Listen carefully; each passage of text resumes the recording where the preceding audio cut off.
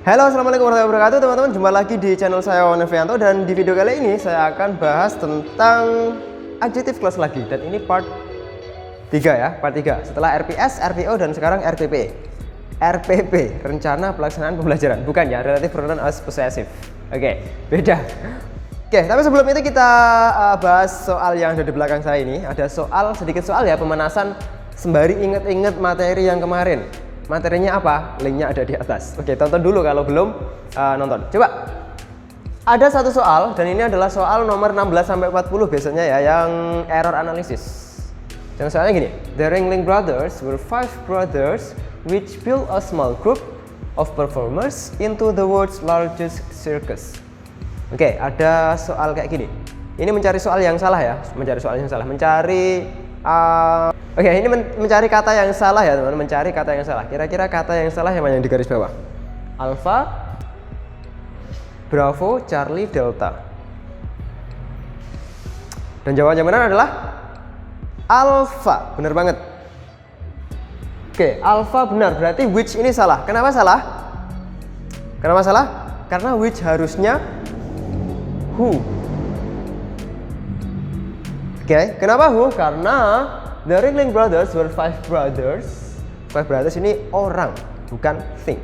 So means that the Ringling Brothers were 5 brothers who built a small group of performers into the world's largest circus. Nah, itu baru benar. Oke, gampang kan? Gampang. Nah, selanjutnya kita ke pembahasan yang adjective clause yang selanjutnya, yaitu tentang RPP. Penasaran kan bagaimana pembahasannya? Check it out.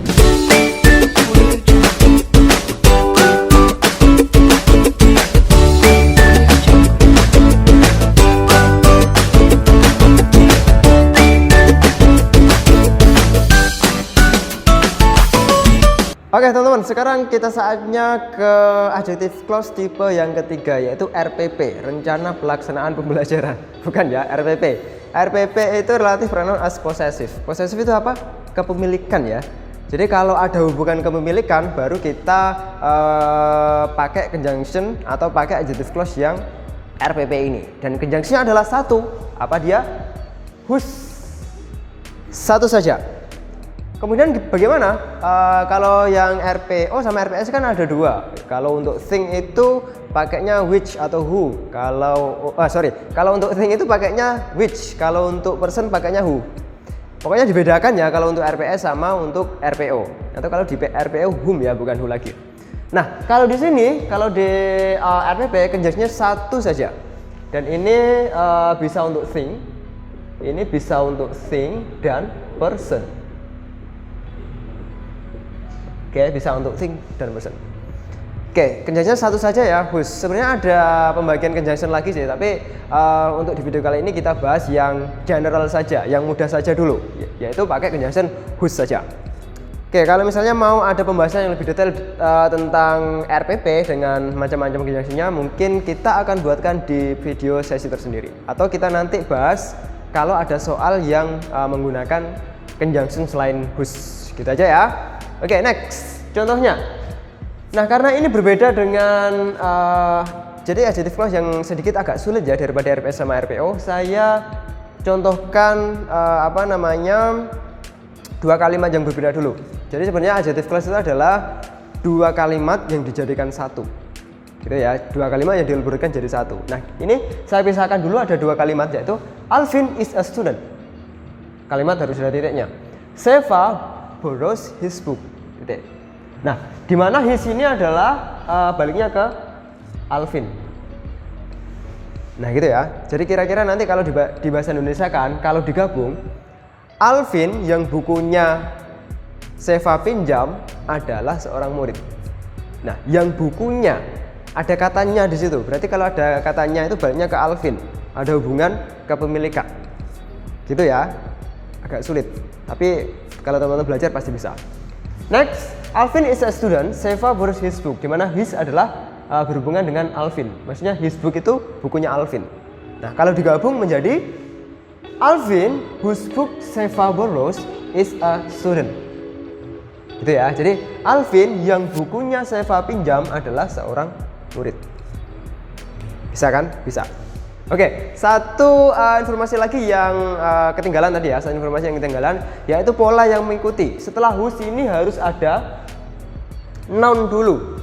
Whose itu plus noun, di mana nounnya harus ada hubungan kepemilikan. Kemudian setelah noun ini, setelah noun yang berhubungan kepemilikan, boleh ketemu subject plus verb atau boleh juga verb plus object kalau objek itu diperlukan. Gitu ya. Jadi bisa dilihat di contohnya Alvin whose book, di mana ini adalah nounnya.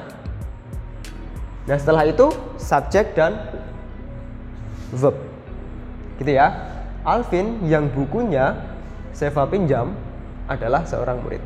Nah, ini contoh yang subjek sama verb. Bagaimana dengan susunan yang setelah noun itu verb? Langsung saja. Coba kita contohkan di sini misalnya Alvin whose book, yang langsung verb ya. Oke. Change misalnya the world. Wah, bukunya mengubah dunia ini Alvin ini. Alvin yang bukunya merubah dunia adalah seorang siswa. Oke, bisa kan? Jadi Alvin whose book changed the world is a student. Nah, gitu. Gampang kan? Gampang. Pokoknya kalau teman-teman belajar dan menyimak video ini dengan baik, pasti gampang. Nggak ada yang sulit di sini. Oke? Oke. Terus bagaimana dengan peringkasan di adjective clause yang RPP ini? Kalau untuk RPP tidak ada peringkasannya ya. Kalau RPP tidak ada peringkasannya. Jadi berbeda dengan RPO sama RPS yang ada peringkasan reducing sama omitting. Begitu. Oke, next kita langsung masuk ke contoh soal yang ada di TOEFL. Bagaimana contoh soalnya? Check it out. Dan di belakang saya ada satu contoh soal. Bisa teman-teman lihat. Dilihat dulu dan teman-teman boleh pause dulu video ini dan coba menjawab sebelum saya bahas, gitu ya. Oke, langsung saya bahas. A keystone species is a species of plants or animals bla bla bla absence has a major effect on an ecological system.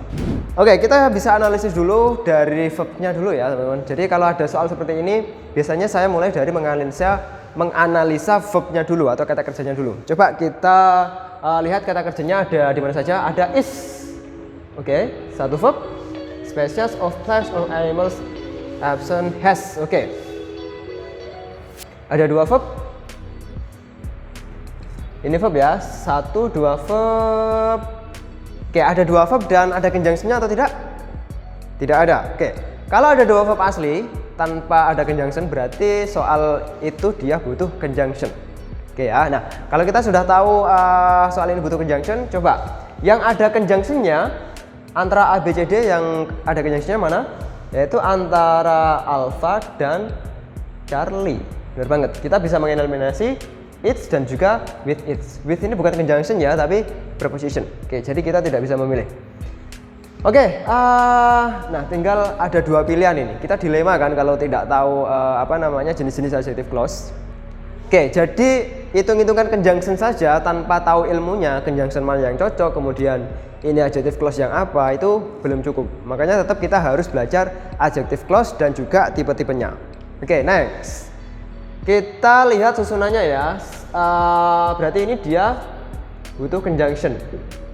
Kemudian di sini ada noun, kemudian verb, kemudian object. Major effect-nya objek. Tulisannya nggak apa-apa ya, yang penting penjelasannya saja jelas. Oke, coba di sini kira-kira kalau dikasih which itu yang mengikuti apa teman-teman?